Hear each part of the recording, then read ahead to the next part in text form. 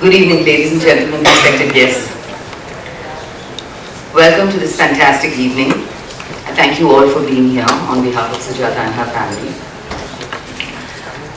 We're here for the launch of Sujata Kelkar Shetty's debut book, 99 Not Out. Your guide to a long and healthy life. Who doesn't want that, huh? As many of you who know Sujata personally might already be aware, Sujata herself leads an extremely mindful and healthy life. So in that sense, she embodies the very principles she has put together in her wonderful new book. But what some of you may not know is that she earned her stripes in the world of wellness through hard work and tremendous discipline. Dr. Sujata Kelkar Shetty is a US-trained biological scientist with publications in peer-reviewed journals. She did her postdoctoral training from the National Institute of Health, and it was here that she worked on the pathways of stress-related immunosuppression. In the last decade, Sujata has been focused on researching and writing on wellness, including a column in The Mint. She is also a certified life coach and conducts wellness workshops based on her expertise in wellness and her experience in coaching. She has a bachelor's degree in genetics and a PhD in toxicology from the University of Kentucky, Lexington. Ladies and gentlemen, I am delighted to welcome on stage my very dear friend, Sujata Kelkar Shetty.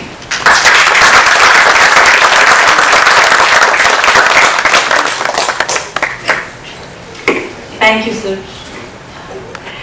So, writer died and had the option of going to heaven or hell. She decided she'd check out both places first.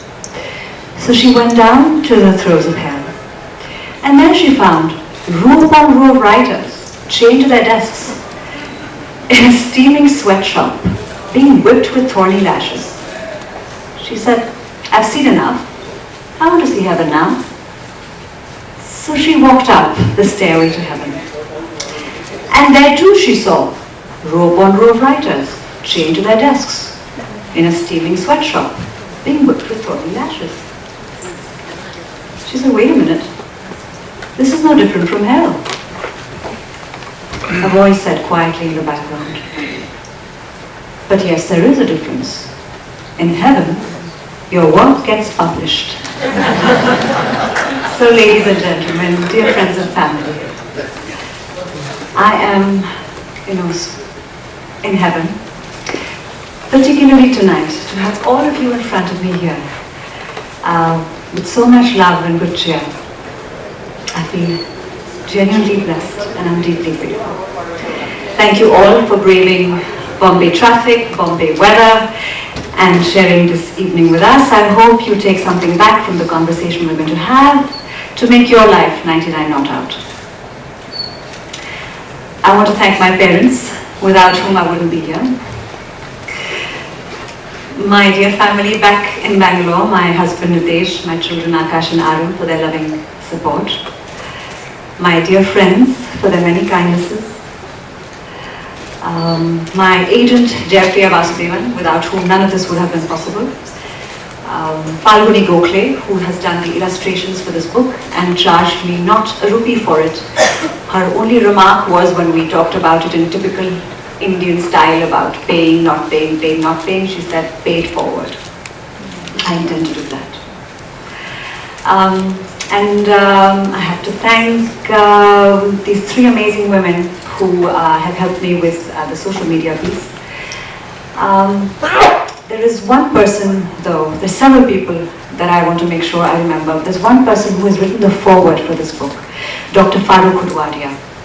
And in this audience, everyone knows who he is. He is the doyen of Beach Candy Hospital. He's 88 years old. He starts his rounds every morning in the ICU, walks his way down. Patients dream to be healed by him. Residents pray that they might work with him. He is a master diagnostician, a healer, and a teacher.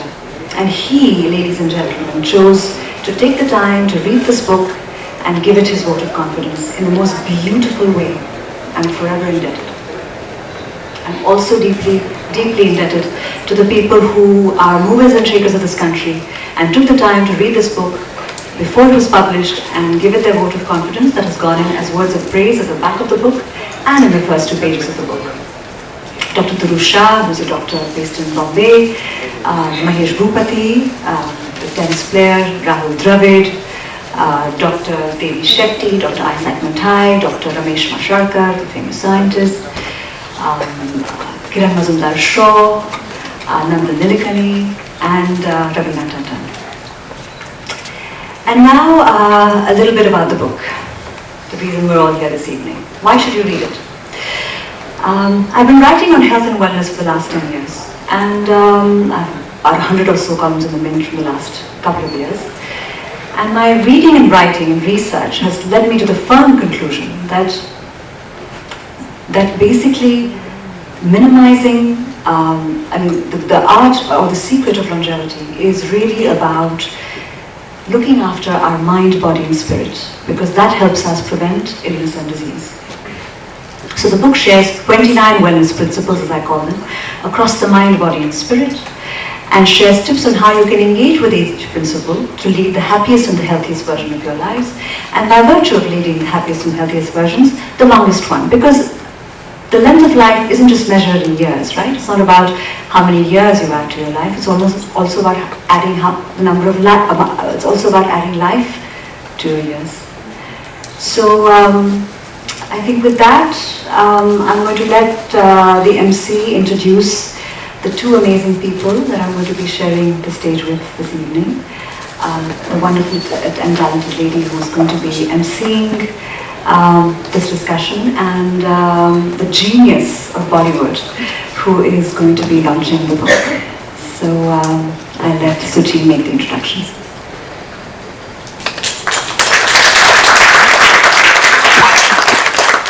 I'm going to use my glasses now, 49 not out, I sometimes am in denial. Thank you very much, Sujata. I'm very glad that I've already picked up my copy as soon as it was out on Amazon. I'd now like to call on stage a very special lady who will be moderating the book discussion later this evening, well, further down in the evening. She is the co-founder of the Arts Quotient, a leadership firm that harnesses methodology from the performing arts to enable business leaders to become more creative, collaborative and agile. A business strategy specialist with a passion for the arts, her background includes a master's in politics, philosophy and economics from Oxford University, an MBA from Harvard Business School, and a former position as a business consultant with McKinsey. On her journey towards holistic health, this lady and Sujata's paths intersected. Their many subsequent interactions, experiences and ideas have culminated in this conversation which we're about to have today. Please put your hands together for Ms. Swati Apte.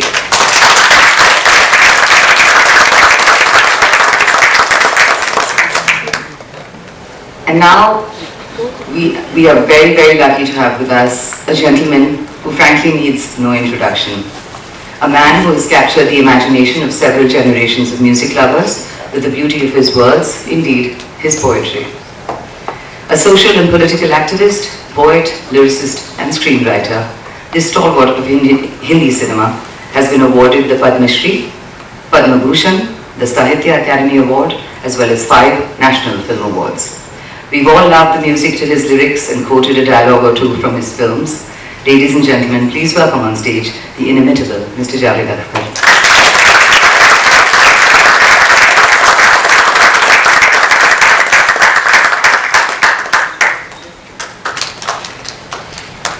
Before we go further, Javed Sahab, can I ask you to launch the book, please, and then say a few words.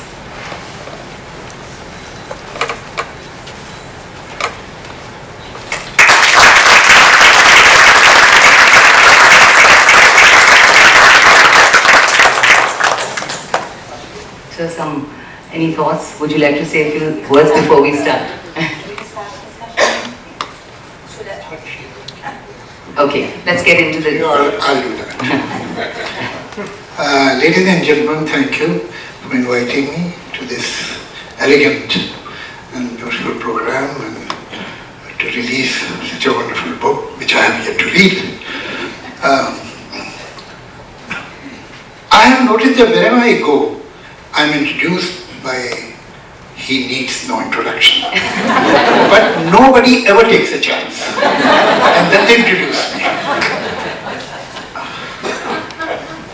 Here we have so many doctors. When I entered, Vijayji introduced me to at least 15 doctors. So perhaps I'm the only patient here. Human brain is really a unique part of our body. It starts working before we are born. And it stops working a little after, when we are medically, clinically dead.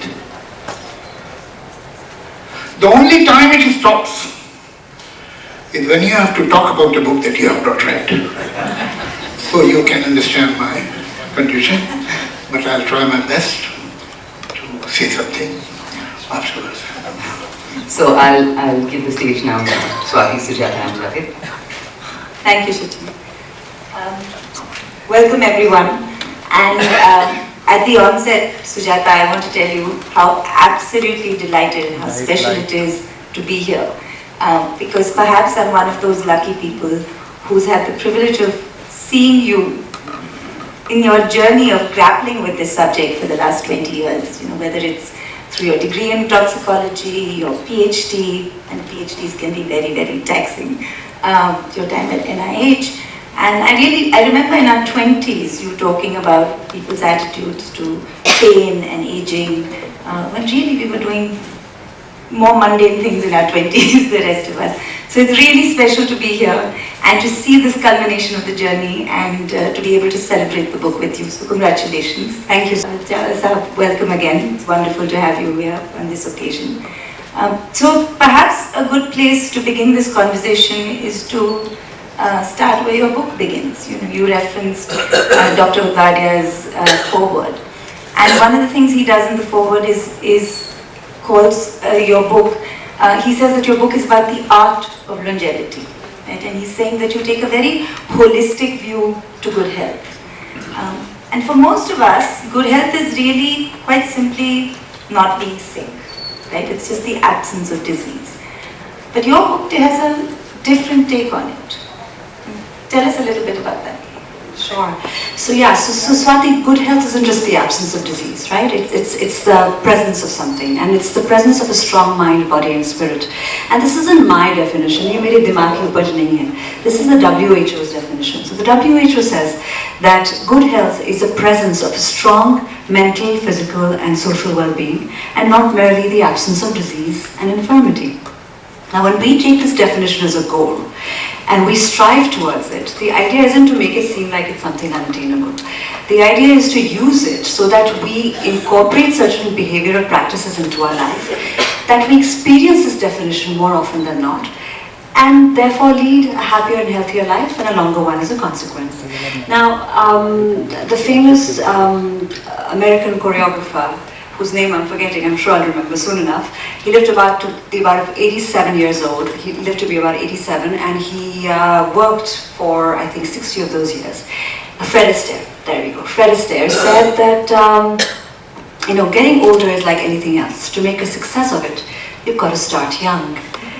And again, before we get caught up with what young means, I'm going to, be rescued by the WHO again, because they say that 18 to 65 is youth, 66 to 79 is middle age, 80 to 99 is the elderly, and the people who live over 100 are the well-aged elderly. So yeah. So really a long life. But in this thinking of longevity, you actually started that very young. We're still young women, but you started thinking about it in your 20s, as I just said. What sparked that interest, and where did that work begin for you? So having Swati hold this conversation with me, this is the fourth time I'm doing this, is really special because she really has known me for a long, long time. We're not going to talk about how long. And graduate school was about studying the behavior of immune cells during an HIV infection. So, we were young, idealistic graduate students, and we wanted to do what mattered, what could make a difference in the world. And HIV was a big thing to conquer. It was a mountain to conquer in immunology. So me and my roommate, we were both involved in the same kind of research. And one evening when she came back, both of us came back from a really long day in the lab, and we'd ordered pizza, as all graduate students do. And she said to me, Sujata, I think we're doing this the wrong way. And I said, what do you mean, Hema? Her name's Hema Gursani. What do you mean? And she said, I don't think the answer to finding healing solutions lies in molecular research. And we were really looking at molecules interacting within cells. So we were really going down to the minutiae. And that's still how drugs are found all over the world. And that stuck with me, right? And then a dear, dear friend got chronic fatigue syndrome. I don't know how much you know about chronic fatigue syndrome, but it's an illness that is associated with chronic fatigue, as the name suggests, and debilitating pain. And this was a very young person. And the doctors were saying it was because of stress. So here was an illness that was affecting the body, but had the mind play such a major role. And that struck me as really important, because then you'd think if stress plays a role in a disease like this, stress must play a role in a lot of other diseases. So I went off to do my postdoctoral work with Dr. Chroussos, who's a Greek endocrinologist and one of the most important researchers in stress in the world. And this was at the NIH. And we discovered, sure enough, that stress impacts the immune system, both acute stress and chronic stress. So even short-term stress and long-term stress will diminish your body's ability to fight infection and disease.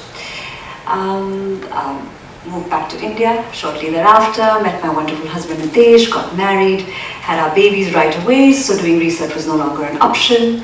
I even needled Akhtar Saab once about possibly singing for a living, and he said, you can't do that sitting in Bangalore. So that was sort of out, but I started writing on health. So I've been writing on health for the last 12 years. And while I was writing and sitting in India, you can't help but notice that our country has the unfortunate distinction of having a high infectious disease burden and a high lifestyle disease burden. So we have diseases like diabetes and depression at the highest level, and we've got infectious diseases. 20% of the global burden of disease, but only 10% of the world's resources. Only 1% of our GDP, as my father will hopefully agree with me on this, is spent on public health infrastructure. So what we really need to really think about is prevention. We have no choice in the matter, right? From both a public health and a private health perspective. Because how many of us really want to be sick anyway? Nobody really wants to be sick. And our health span is diminishing as well. Indians typically fall sick of, say, heart disease, for example, at the age of 55. In America, it's 65. So we're falling sick sooner. We're falling sick with many more illnesses. So prevention is the way to go, and strengthening our mind, body, and spirit is the way to do it. So it's interesting, because you're right, there is a high incidence of disease in this country. But if you really think since independence, we've also virtually doubled lifespans, right? So for a poor country, that's a remarkable achievement. And it's come from of course we have some way to go, but it's come from a variety of things, right? It's come from better access to medicines, it's come from better diet and nutrition, it's just come from health services being available to more people. As you discuss the principles in the book, how much of this in India, this longevity that we have achieved in the last 72 years, do you attribute to those principles? And how much of it has been happy aging? Yeah, so in the Bavaria, Thomas Hobbes wrote that the life of man is poor, nasty, brutish, and short. And that was the case of our countrymen when our country got independence. Can you guess what the life expectancy was at independence? Yeah, 31 years. So our average lifespan was 31 years at independence. And now it's 68.5 years. Before we get terribly excited, in Japan it's 86 years. And before we get excited about the fact that it's doubled, most of this doubling is because of a drop in the number of children dying at childbirth and within the first year of age, because of improved access to healthcare for pregnant women, and their babies thereafter. But really, again, what we're really fighting for is our health span, right? Because if on an average, our health span is 53 years right now, so on an average, the Indian citizen falls sick of a lifestyle disease by the age of 53. And a lifestyle disease, unfortunately, has brothers and sisters. So you don't just get one, you get a few.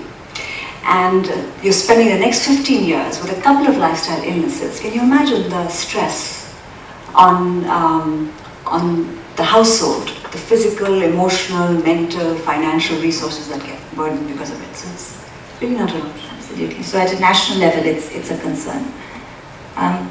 Coming back to the book, Sujata, it's called 99 Not Out.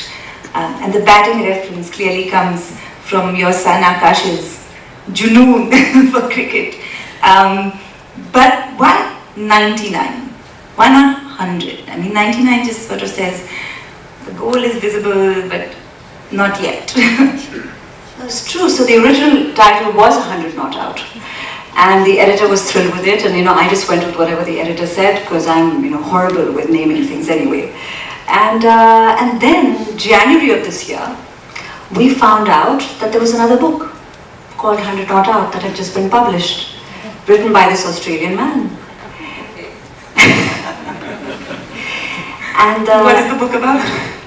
So the subtitle tells you everything. So the book is called 100 Not Out, My Journey as a 24-year-old Virgin Who Slept with 100 or More Women by the time I reached 27. There was no way I was going to share a title with a book with a subject. But as a matter of fact, 99 Not Out is a better title, because 100 gives a kind of sense of completion. It has no mobility, no movement. It's over, it's finished, it's complete. And we don't believe in that.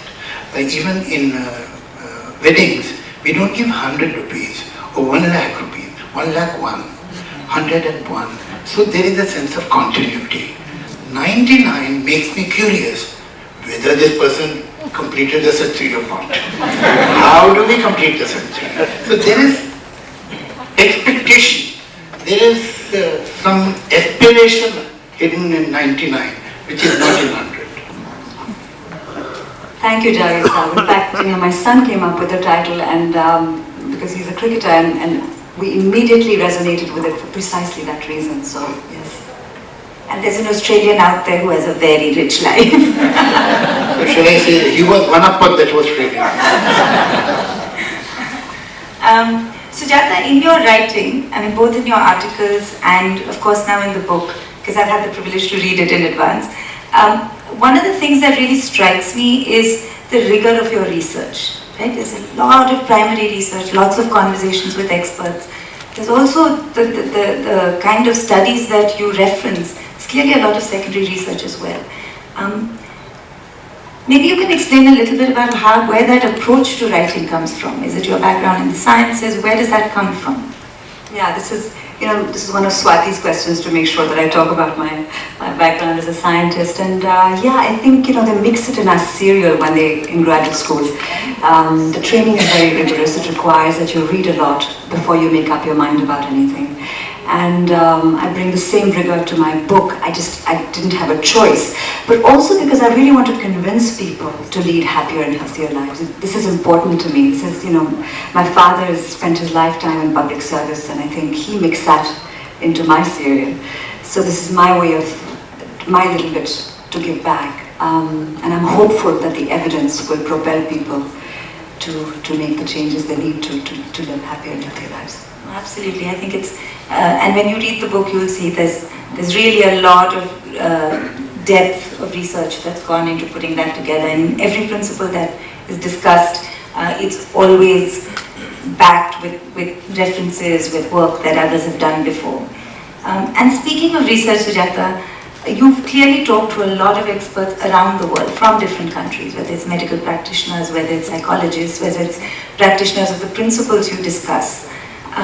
But a lot of the data is US-centric. And I'm curious to hear, because longevity is not sufficiently studied by scientists in India? Yeah, so it's true. So the research that I quote is from the United States mostly. And that is because the money for research is there and the talent is there. The talent is certainly not American. So the lab that I worked at the NIH, had 3 Greeks, 2 Italians, 1 Japanese, 1 Armenian, 1 Indian. Only the lab manager was American. Baki sab bahar ke the. And, but the money is certainly in America. So their annual budget at the NIH, which is the premier research institution and really sort of propels the research all over the world, is 30 billion US dollars, which is equal to 1% of our GDP and what we spend on our public health infrastructure entirely. So they have the money and therefore the research happens there. But before we get too caught up in this difference, wondering about whether their research is really applicable to India, I'd like you all to know that from the 1970s to the 1990s, for 20 years, the NIH actively discouraged women from participating in clinical trials. So this is because of the thalidomide disaster. This is a mild sedative that women were allowed to take. They thought it was safe for women to take and pregnant women to get, and it resulted in thousands of babies being born deformed in Europe. And the American research institutions got really frightened. They said, "Chodo bhaiya, we won't allow women to come in, particularly women of childbearing age." The consequence, from 1997 to now, 80% of the drugs that have been taken out of the US market have been taken out because of the health risk they pose in women. So forget India versus the rest of the world. 50% of the world's population has not been tested on for the drugs that are currently in the market. Yeah. Terrifying, right? To think of all the drugs that we take that don't have that kind of thinking and that kind of proof behind them. But let's get into the book itself. Yeah. And your book is really divided into 3 sections. You talk about principles as related to mind, as related to body, and as related to spirit, all of which contribute to a sense of a holistic and a good life. And if you were to sort of go deeper into the mind, you start with talking about how mindsets and mindfulness are really critical to that sense of well-being. There's a reference I remember to a study by Ellen Langer at Harvard, who says that you can certainly slow, if not reverse, aging. That was really intriguing to me. Is that really possible? So yes, so she has, Ellen Langer was the first woman psychologist at Harvard, and she's this amazing star at Harvard, and she did this wonderful study called the counterclockwise study. And she took a group of 70-year-old men, and she put half of them, this was something that they all agreed to do, half of them were sent to a resort to enjoy themselves for 2 weeks. Who wouldn't want to be part of a study like that, right? And the only caveat was they had to reminisce about life from 20 years ago, from their 50s. The other half of the men had a far more challenging ask. So they were asked to cook and clean for themselves, look after themselves as if they were in their 50s. So they had to, and they were given memory cues in the form of videos, magazines, newspapers from 20 years ago. And they were only allowed to chit-chat amongst themselves as if they were in their 50s. So what their marriages were like, what their careers were like, what their children were like. And 2 weeks later, everybody was doing better. Physically, mentally, emotionally, why not, right? People on holiday are going to do better. But these guys who had been put in this counterclockwise situation were doing dramatically better. So their physical strength had improved, their eyesight had improved, their emotional well-being had improved, their mental acuity had improved. They were just far quicker. And it was a very dramatic result. It caused quite a ripple in the community of psychologists, and this study hasn't been repeated since, but it certainly gives us pause to consider.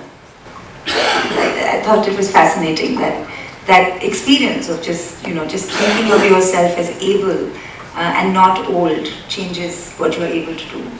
Javed Sahib, if I might ask you, how do you perceive this notion of mindsets in what people are able to do? I suppose, it's not very complicated, it's very simple, honestly. You eat food, it goes to your stomach. If you eat bad food, it will spoil your stomach. If you smoke, nicotine will spoil your lungs.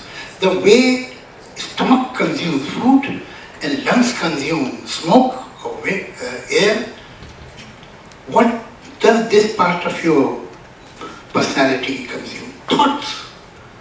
information. That is what it consumes. If the thoughts are good, if the information is pleasant, that body, that will be healthy. It's a part of the body and it will send good messages to the rest of the body. So it's very simple. We can reach this conclusion without going to Harvard. So, no, but this makes intuitive sense to you. I was listening with great attention because in all honesty I must accept that I'm totally ignorant about these things. This is not my topic. But there are certain things, and it is not only you but WHO has also used this term. Mind, spirit and body. Now I really wonder that what is the difference between mind and spirit? Could you please educate me on that? No, so really, when I was writing this book, and I had to come up with the way that I would structure it. The spirit is essentially, the spirit section of the book are basically the to-dos for the mind, to be perfectly honest. They are the things that we need to do to keep our mind enlivened. Working is not a spirit, or doing anything is not a spirit. A spirit is integral part, supposed to be.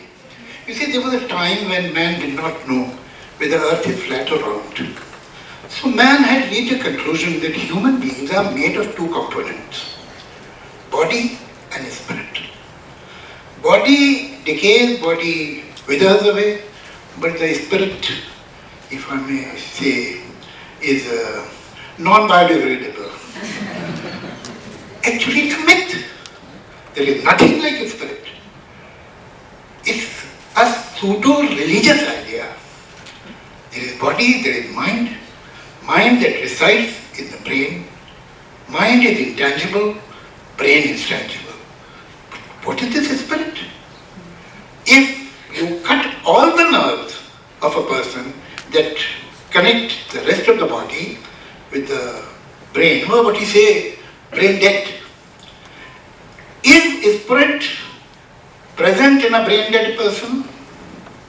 And if it is there, what is this poor spirit doing?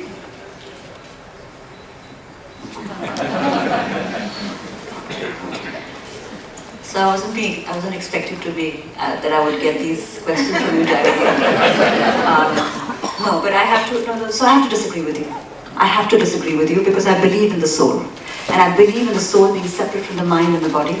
And I believe in incarnation. I believe in life, in subsequent lifetimes. I'm a student of the Gita. So I can have a long chat with you about this, and I'd be happy to, but I believe in the spirit. So I disagree with you. But I think in the way that the book perhaps, the way I read it in the book, is a lot of the mind section seemed to be about the attitudes. And the spirit section was about the practices that have helped you reinforce those attitudes or reinforced a sense of Your that. mind does it. Your brain does it. The moment you are disconnected with your brain, you are disconnected with your mind, and nothing happens after that. In fact, it is.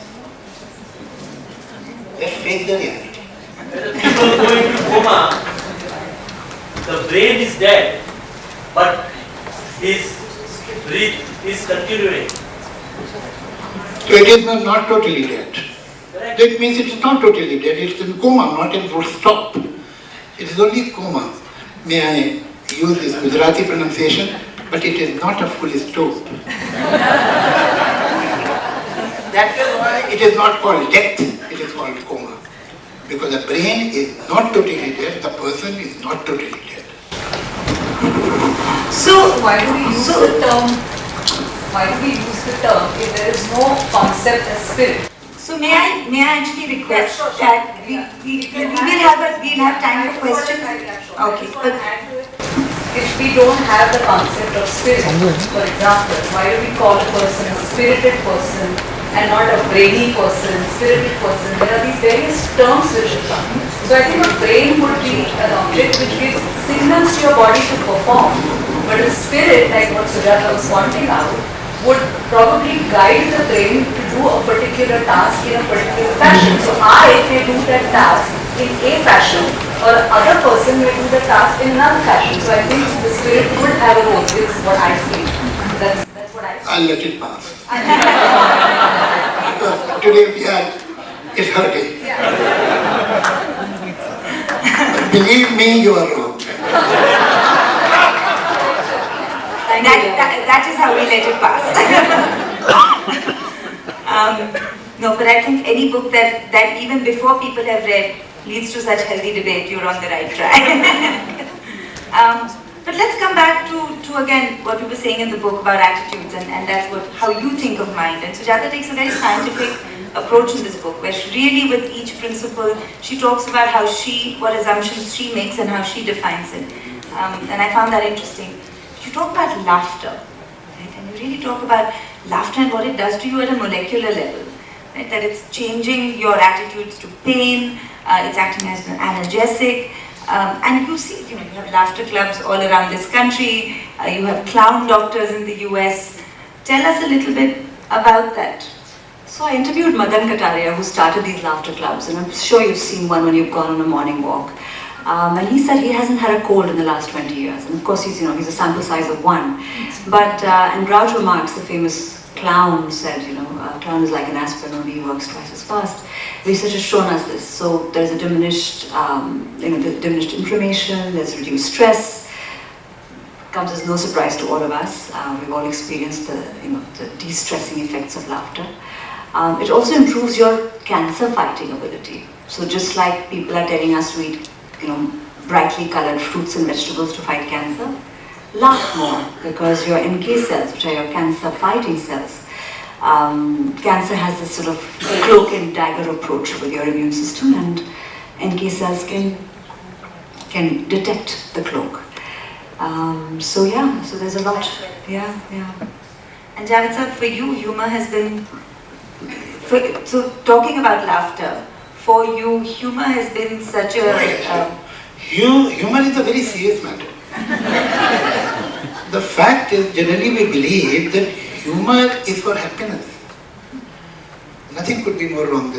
Like shock absorbers in the car are not for smooth roads. They are for Bombay roads. So humor is also for these moments when life is not conducive. Very well. Life is not bearable, and it is only humor, that is spring, the softness of humor, which makes you tolerate it.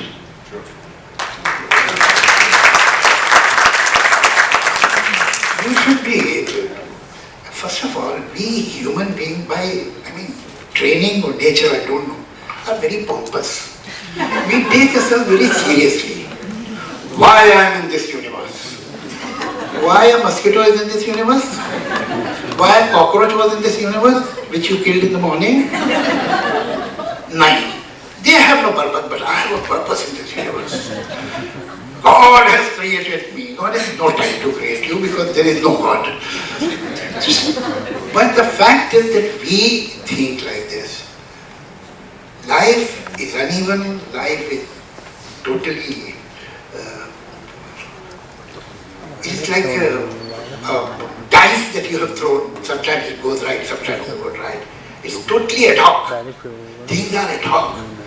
But how do you tolerate this cynical attitude of circumstances towards you? That is the only medicine, the only remedy is humor. You should be able to see the funny side of life. Even in the worst moment, that's the only way you can survive. Beautifully said. Thank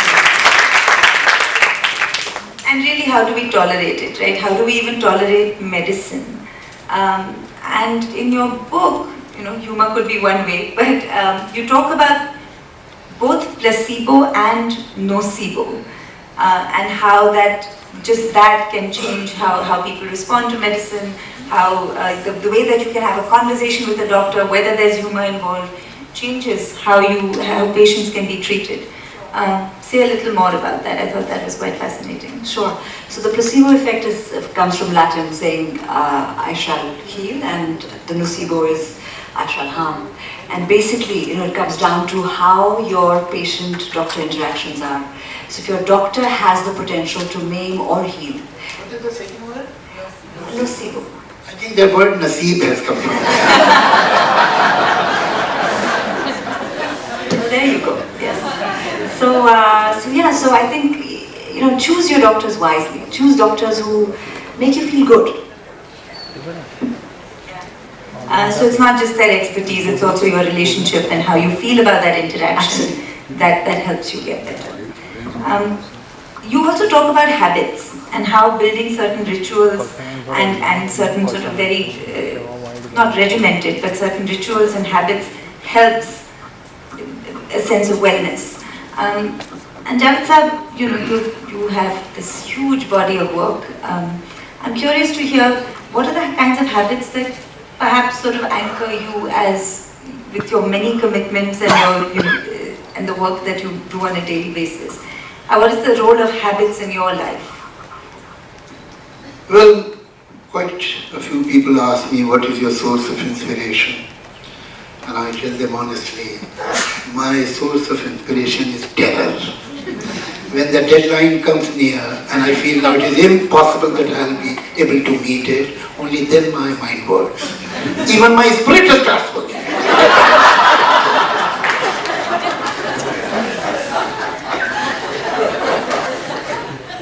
I am not a disciplined person at all, but thankfully I have this facility that I can write at any time, at any place, anywhere. And Shabana, in one of my books, Preface, has written that if his producers come to know that how quickly he writes a song, how much time he takes writing a song, they will stop paying him. So this is the facility, and all of you know Behram Contractor, Busy Bee. So when I met him, I was a great fan of Behram Contractor. So one day I met him somewhere at a party and said, sir, I admire you and I want to learn something from you. Every day you give a column. What kind of discipline you have? I wish I could have it. He said, discipline and me? Since last 30 years, I am trying to make a resolution that I should write the column in the evening. But ultimately, I have never done it. I go to my office, look at my typewriter, and I feel they will throw me out because today I am not able to write. And when the fear overtakes me, overwhelms me, only then I write it. So, you see, writers are lazy people. Actually, most of the people become writers because they can sit. So, I wish I had that discipline that every day from 10:30 to 12:30 I will write. I don't do that. When I am writing, yes, when I have to meet my deadline, I can work for 30 hours, 40 hours at a go with a cup of coffee. But as long as I can stall it, I stall it. But somewhere the mind keeps working that when I'll write, what will I do? And so on and so forth. But that is also an excuse. Actually, I'm just wandering around. So really mind and mindsets and that sense of terror is important in the way that you work. So mind is the first section of the book, and the second section of the book is body. And you talk about many things. You talk about exercise, you talk about sleep, you talk about protein intake. I want to talk to you about, given how important food is in our culture, and food is so topical at this moment, you don't talk about non-vegetarian or vegetarian. You talk about being a flexitarian, which is a whole new term for me. Where does that come from? So it's about being vegetarian most of the time and eating fish or meat a couple of times a week. And we can't divorce our wellness from the wellness of the planet, right? We can't pretend that our wellness is different from the wellness of the planet. And enough research is telling us that for the wellness of our planet, we need to turn vegetarian. Now that's a tough pill for my own family to swallow because I live with 3 carnivores at home. You have to ask what Nitesh thinks about this. So I think the chapter was written for them. That we slowly move towards eating more plant-based diet with a little bit of meat. But for those of us who are vegetarian on a regular basis, please make sure that your vitamin B12, vitamin D, calcium and iron levels are checked regularly because those tend to go down with the Indian diet. It's not necessarily sufficient. So this is the way that many of us try to influence our children, it sounds like. When they don't listen to you, you write a book and you write a chapter and hope to be taken more seriously. Then coming to the spirit part of your book, and you've already said, you talk about significance and... I'll keep my mouth shut. Please don't.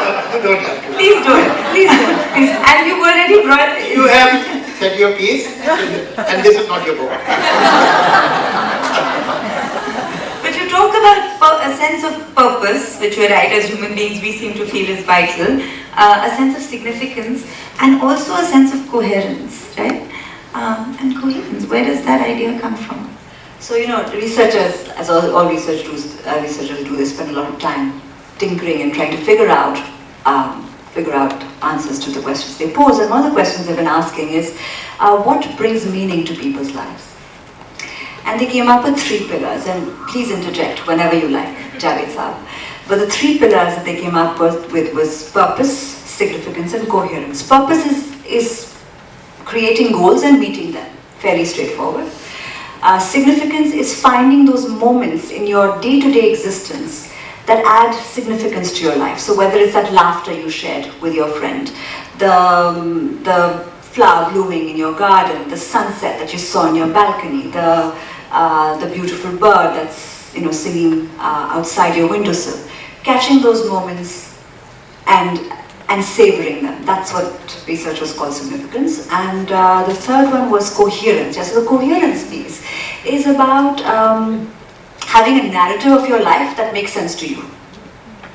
Like a life story of your life that makes sense to you. And they say that these 3 pillars are what give our life meaning. Akhtar sir? So far so good. And the way that you have gone deeper into the pillars, Sujata, when I read the book, is of course with spirituality. And I know it's been a very deep practice for you. But what was interesting to me is you mentioned the Sri Sathya Sai hospitals, where just the faith that the doctors had and the patients had in the doctors seemed to have managed for the incidence of infection, right? I come from a family that believes that you must believe in God but lock your front door. So I was just, really, does it actually translate into empirical evidence around infection? So I spoke to Dr. Farooq Udwadi about this extensively, and the director of the Sri Sathya Sai Hospital. And the Sri Sathya Sai Hospital is unique, right? Because you have people coming in there with faith built into the way they lead their lives, and the doctors too, because the doctors are largely volunteers. And Dr. Farooq Udwadi has had hundreds of patients and decades of experience, and he finds that people who have spiritual faith generally do better. So they tend to heal faster. They also are able to put that faith into their doctors. So he said the spiritual faith moves on to faith in the doctor, and that in turn helps them heal. So it's not just about having the faith in a higher power, but the faith in the person who's treating them. Yeah. And then my favorite part of your book was this idea of how creativity and engaging with expression is so important to your own sense of wellness. And you've had a practice of music on your life throughout. Talk a little bit about that, because I know that in all the work you've done, you've always still remained anchored to your riyaz. What's that done for you? Yeah, so I started my journey with Savita Devi in Delhi, and then there was a big break while I was studying for all those years in the States, and then I came back and I was working with Javed Ali Khan Sahib in Delhi again. And then I moved on to learning how to sort of emote, so I learned how to sing, and I'm singing sort of Meera bhajans. So there's been a movement from classical to more folk and bhajans, or devotional music. And for me, music, when I sing, I feel like I'm home. And if I haven't sung in a while, I start to cry, because it's like meeting a long-lost friend. It's intrinsic to the definition of self, I think, for me. And at the risk of getting a retort from Javed Saab, it enlivens my spirit. So. Actually, a human being wants to see order, harmony, pleasantness. And music offers all of it in the most sweetest form possible. It has harmony. And it makes sense sound starts making sense. So that's wonderful. As far as who are spiritual faith, who have spiritual faith, I mean, who are black and dark. So you are either spiritual or you have faith. If you have faith, that is good enough, I suppose, or bad enough, whatever. So they live long. Then I'm sure that in villages where people have total faith, they will be having longer lives than people who live in urban areas and have become cynics and have become suspicious of all these things. Countries and societies where there is less faith, people must be dying earlier. Countries where there is more faith and spirituality, people must be having long lives. But the fact is exactly the opposite. Exactly the opposite. That's not fair. I think, you can't take it in isolation. Alright, so let's go to Kalahani, Bihar, where everybody is spiritual. Because they have nothing else except the spirit. Yeah, but they don't have access to decent healthcare, so we can't talk about You it. see, 200 years ago, an average age of all over the world was 240 years, 200 years ago. But the fact is, with urbanization, with corporatization, with industrialization, the stress is increasing by many a fold. And the age is increasing. In spite of that, average age is increasing. See, spirituality is receding. Today, there are almost 60% people in USA who have given in the latest census that they don't have faith. So it means cynicism and disbelief in spirituality or any supreme power is definitely decreasing. Stress is increasing, but the age is increasing.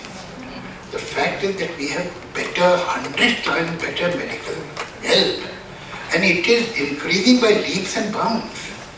So of course, if stress reduces your age, of course, if you are tense, if you are worried, if you are paranoid, it will affect your health. The basic thing is the medicine. It goes to the body. I would love to speak a little bit on the creativity part of it. And how that makes you feel, sir, and how that you feel would enhance all our lives if we tapped into our creativity. Actually, can I just add to that question, Javed? In the book, it talks about how creativity also brings you a sense of centeredness. But creative people also believe that creativity comes from pain. You need to suffer sometimes to be able to create something. And how do you think about that balance between both expression but also taking care of yourself? It depends whether you are writing a poem or a novel about sad people, people who are depressed, people who are suffering, people who are repressed, then obviously you will go through the character's pain. If you are writing a poem about a famine or say about a war, about the destruction of a civilization, of course if you don't go through that pain, you will not be able to write properly. Your words will be dead. But at the same time, you may write a romantic poem, a romantic lyric, and then you will be in another mindset. You see, creativity is a strange process. When I deny any supernatural help available, it doesn't mean at all that I believe that it is a conscious mind that is doing everything. It's not true. You see, mind is not like a small store, that this is our mind. It is a mansion that has living room, that has bedroom, that has empty rooms, that has corridors, that has attics, that has basements, and many things, even our houses, small houses of Bombay. So often we discover things, oh God, it was here, I never knew that it is in the house. Exactly, it is the same thing is like the mind, brain.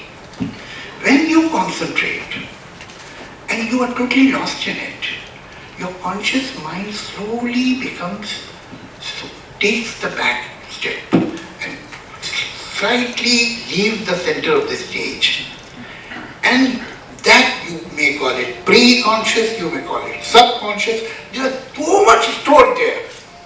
So much. And you have heard, you have learned, you have seen, but you have forgotten. Then slowly it comes to help you.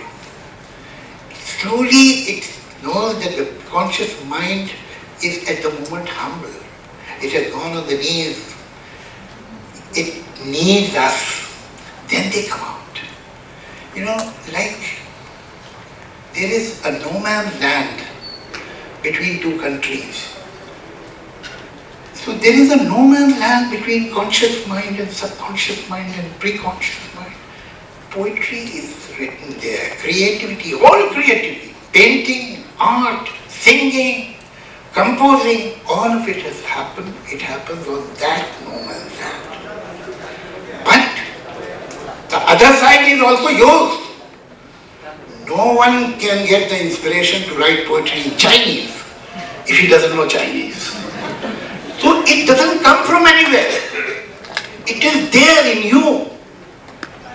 Many times when I am writing, I feel surprised. When did I learn this word? When have I used it before? When I read it or heard it? You don't remember, but it was there. It was stored. But this process, because it is not in sharp focus, we start putting halo around it. And you know, from somewhere it came to me. Oh yeah. It has come from nowhere. It has come from your brain, from your mind. Thank you, Javed Sahab. So the mind part of the book is to be read with a lot of focus.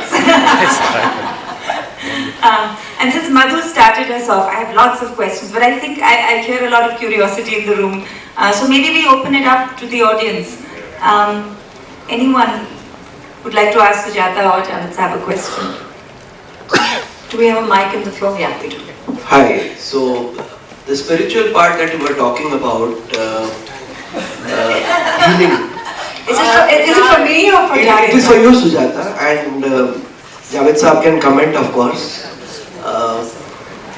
So doesn't it create a placebo kind of an effect?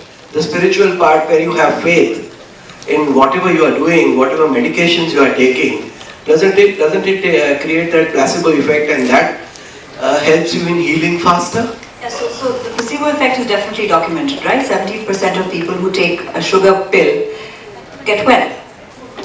Their mind tells the body this is a medicine, and the body heals itself. And it's like magic, and it works. So yeah, why not? We don't know, but why not? Because we don't know what creates the placebo effect, but it's definitely something that does happen. So could very well be related. And maybe less toxic than those medicines that have. I mean, not toxic at all, right? Not toxic at all. Yeah. Well, back to I'm very excited to do the book, and I think I just wanted to ask a question around your focus. Thank you. I think we often think about health in terms of quantity, length of how long you live. But even just reading this quote, you brought that important point of its quality and not quantity. So I would have, before this discussion, asked about some tips on how to build your spirit, but let me not use that word. But I'd love to hear, I mean, really just a few ideas on how you look at really building that quality of your life. There's not one size fits all. I mean, I think with the more medical side, you take medicine to lower blood sugar, but the mindfulness is very different. So I'd love to just hear your take on that. No, so Roshi, for me, it's, spending more time in nature, spending more time with my friends, reading what I enjoy, singing more, being self-compassionate, so being kind to myself, being mindful of that. I think that's what works for me. Anyone? What's your question?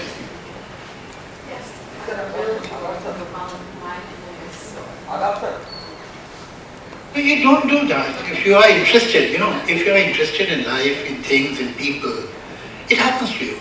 You see, there is no formula. You have to, if you want to be interested, be interested. And you will see things, observe them. एक बहुत अच्छा शेर है 300 साल पहले Mir was a poet. great poet, who had written and translated for you. सरसरी तुम जहान से गुजरे, वरना हर जा जहाने दीगर था. That you went through life in a cursory manner. Otherwise, at every step there was a new word. So we don't observe. We observe, and we will only observe if we are interested. If you are interested, we will have a huge stroke. Shrikant. I think I'm close enough. I just thought if you all could speak a few words about mental health and use this as a platform in terms of your book, that Travis, have your thoughts on mental health being an important topic that we should be talking about and at least addressing. What are your thoughts about it? So yeah, Madhu, I was just talking to my mother today. Every year we've seen in our social circle one child commit suicide in his or her teenage years for the last 4 years in Bangalore during this time, during the exam time. So it's definitely something that is becoming a source of concern amongst teenagers. It is definitely a source of concern amongst adults. And it's about really first recognizing that mental illness is like any other illness. There is help available. Just like you wouldn't expect somebody with a flu to go and work, somebody who's depressed isn't able to put in the same kind of hours and be themselves the way that you would expect them to. Just because they look well doesn't mean that they feel well. And there is help out there. Not the best help available yet in India for everybody, but I think if the demand were to increase, the supply would follow. Right? So yeah, for sure. We have time for one more question, so Shrikant. May I add something to it? You see, as a matter of fact, it is the report of, again, WHO. That because of malnutrition, almost every fourth child in India is to a certain extent mentally stunted because of malnutrition. Now, if we have, it doesn't mean that everybody who is getting 2 square meals is mentally healthy. So don't draw wrong conclusions. But it is perhaps a kind of a mirage, the mental health. I don't know what is mental health and who is the person whom you can call completely mentally healthy. It's not possible. If you have, mind is not totally in our control. Many times mind is controlling us. So we will have some problems, but hopefully they are benign, not malignant. So basically, I mean, as long as person thinks that life has good points and bad points, as long the person thinks that maybe I have one point of view, the other person has another point of view, maybe we can accept all kind of people, all kind of things, with perhaps sometimes with a pinch of salt, and want to live in harmony, want to contribute something in our immediate environment. Maybe your ambition is even bigger, then you are a normal person. And if you are consumed by self-pity and hate for others, then you are not a normal person. Shrikant, you waited a long time, so yes. In fact, I would like to add a little more about mindfulness. Mindfulness is actually wherever my body is, mind should be there. That is mindfulness. True. Otherwise, I am here, I may be thinking of my house. Absolutely, what it's is about there for being eating? the here and now. Yes. Wherever bring my mind towards my body, whatever I am doing right now. What do you think yourself?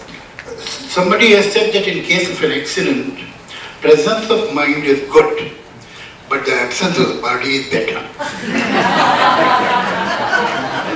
Also, as far as faith is concerned, Javed sir, we were talking about faith, you were talking about faith.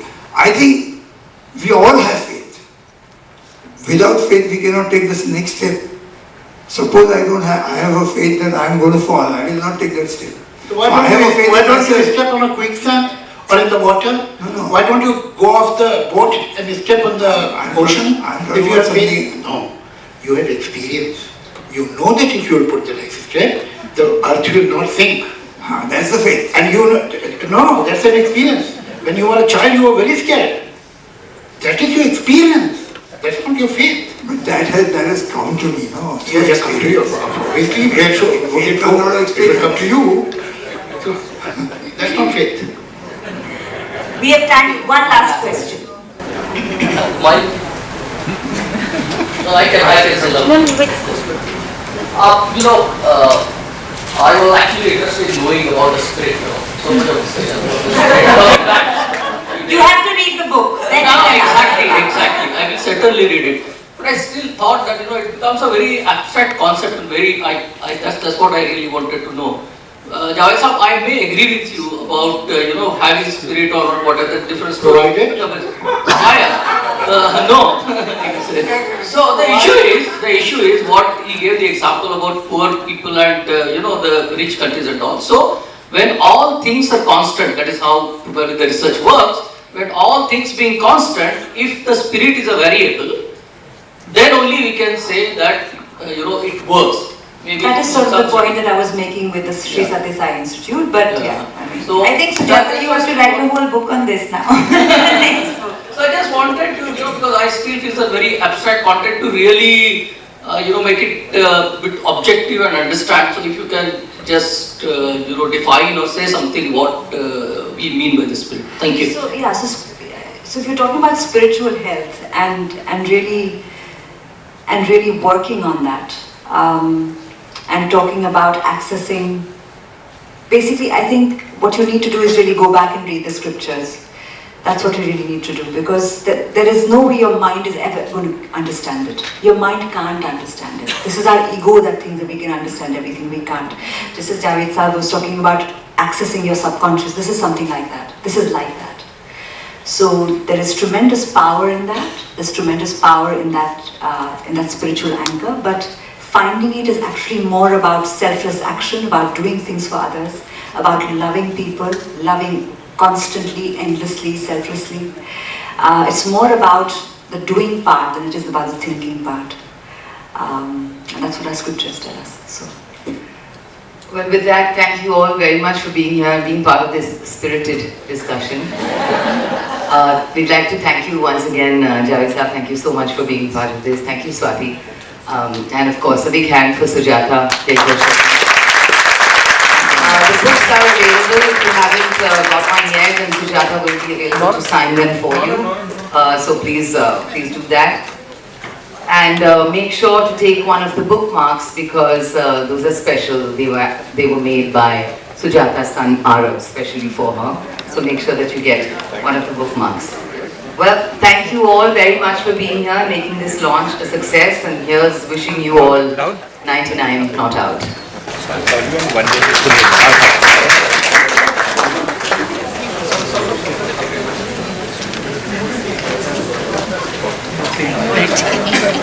Sorry.